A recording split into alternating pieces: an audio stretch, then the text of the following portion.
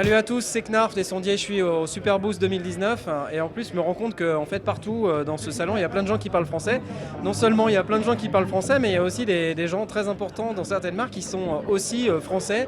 Je suis avec Jérôme Meunier, salut Jérôme. Salut, ça va? C'est cool, ouais. Bah, en plus je vois qu'en fait tu es product manager. En fait, dis-moi ce que tu fais exactement chez Novation.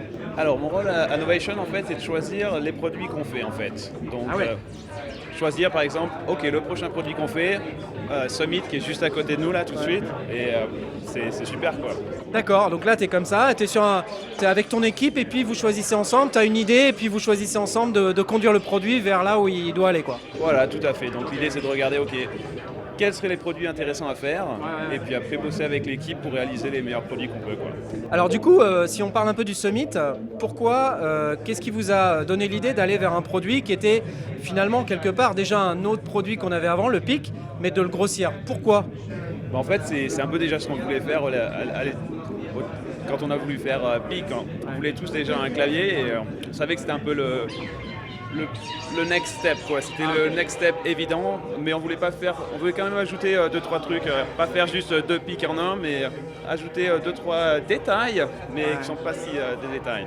Je vois. Alors un truc que moi j'apprécie tout particulièrement, puisque je suis possesseur d'un circuit, tu vois, c'est le nombre de mises à jour et la durée de vie des produits.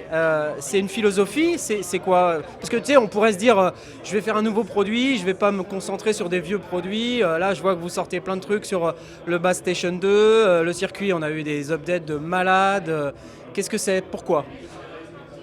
En fait, on est nos premiers clients en fait, hein. On adore nos produits et on les veut, ces features, on les veut pour nous-mêmes et puis quand on voit en fait le feedback de tout le monde en fait, c'est tellement positif, en fait on a envie de donner encore plus à la communauté quoi. Donc en fait c'est un système qui s'auto-alimente, on est content d'avoir les features nous-mêmes, les gens sont contents de les avoir, du coup on peut en faire plus et puis après FX Twin, c'était juste une fantastique opportunité. On a bossé avec Richard, je lui ai demandé en fait des conseils sur micro-tuning en fait, pour nous aider là-dessus.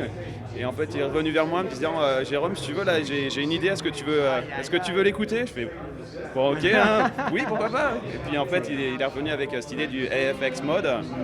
Donc j'ai un de mes ingés à côté qui s'appelle Matt Speed. Je lui ai dit, je forward l'email en fait pour dire regarde, il y a Richard il veut faire ça, donc FX Twin veut faire ça. Il revient 2 jours plus tard avec la base station, hey Jérôme, essaye ça. On a envoyé ça à Richard et il a adoré quoi. Et donc on a dit ok, il n'y a pas moyen, il faut qu'on partage ça avec tout le monde. En tout cas, bravo, c'est vraiment un truc de malade. C'est vraiment rare en fait de voir des marques qui supportent les produits aussi longtemps dans le temps. Et c'est vraiment agréable pour un utilisateur de pouvoir se dire quand j'achète un produit, finalement j'en ai pour mon argent, je sais que potentiellement je vais avoir d'autres fonctionnalités qui vont arriver et franchement bravo pour ça, c'est vraiment top. Ouais. Nous on est super contents aussi en fait, hein. Après le circuit ça commence à être difficile. Il faut qu'on soit très ingénieux, très ingénieux pour ajouter certains features. Maintenant ça commence à être Je pense que là, on en a déjà eu pas mal, donc, mais c'est vraiment top. En tout cas, alors, est-ce que potentiellement les PIC et par exemple le SLMK3, qui est quand même un clavier assez récent, est-ce que eux aussi vont bénéficier de ce genre de choses? Tout à fait. Donc, on est en train de bosser sur un update pour le SL Mark III. Donc, et il n'y en aura pas juste un, il y en aura plusieurs. Des updates. PIC, je sais déjà, il y a déjà des choses que je sais que je veux qu'on ajoute. D'accord. Donnez-nous votre feedback aussi, hein. Si vous avez des feature requests, on est très intéressés d'entendre. Mettez tout ça dans les commentaires et puis on enverra tout ça chez Jérôme et puis il regardera ça avec intérêt. Voilà, ouais. S'il vous plaît, merci. Donc là, en fait, c'est chouette, on parle des nouveaux produits. J'imagine que tu as déjà des nouveaux produits en tête. Alors sans me révéler de secret, parce que j'imagine que tu es déjà sur la suite, sans me révéler de secret, qu'est-ce qui, toi, te ferait plaisir d'avoir comme genre de machine? J'adore les synthétiseurs. Donc en fait, c'est la partie du job qui est la plus difficile, c'est qu'en fait, je réfléchis déjà aux produits qu'on va faire dans 2-3 ans, et de pas en parler aux gens et de se dire, toi, Summit par exemple, ça fait 1 an et demi qu'on bosse dessus, et de pas en parler à tes potes, de pas en parler à personne, et c'est pas facile, hein. J'aurais essayé. Tu me diras rien, c'est ça? Non.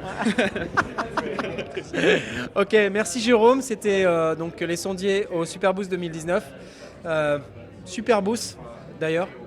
Vous avez un super boost au Super Boost. Merci. Bravo, c'est très agréable. C'est un peu un havre de paix à l'intérieur du brouhaha ambiant qu'il y a sur ce salon, ce qui est quand même assez délirant. Donc je vais rester ici, faire une petite sieste si tu veux bien. Voilà. Avec plaisir. Merci Franck. Voilà, allez, abonnez-vous les gars, et puis rendez-vous à la prochaine vidéo. Ciao.